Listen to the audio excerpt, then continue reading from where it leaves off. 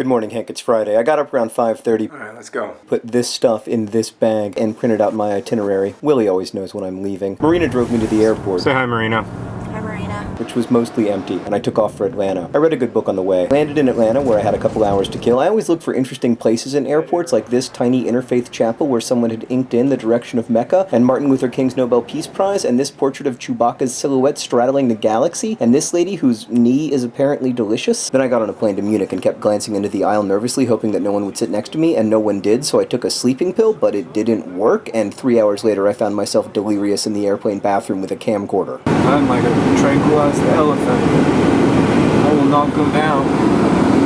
I'm not going down. The flight lasted 9 hours and I never fell asleep, but I did get to see the sunrise from 36,000 feet above the ground, and it occurred to me that until a century ago, no one in all of human history had ever seen that. Then we landed in foggy Munich and I had a pretzel. I was by this time somewhat worse for the wear. My mouth tastes like dead rat. But then I was flying to Amsterdam, the city I love most in the world. I love its adorable kissing doors, and I love its parachuting Christmas donkeys, its bicyclic abundance, its humorously small trash cans, its gorgeous canals, its apparently modest prairie dogs, its Vlaamse frites, its uncommonly well-balanced citizenry, and its beautiful old canal houses. Like all great cities, Amsterdam brims with contradictions. Maps of the red light district are dominated by a church. Swans swim up the canal, while on the banks of that canal, a woman stands half naked in front of a glass door waiting for customers. Amsterdam is both the city that hid Anne Frank and the city that gave her up, an ancient city perpetually experiencing new construction, a city full of boats that separate you from water and contain water. These same contradictions are in all of us, or they're in me at least. And so I forgot that I'd been awake for 30 hours and kept walking,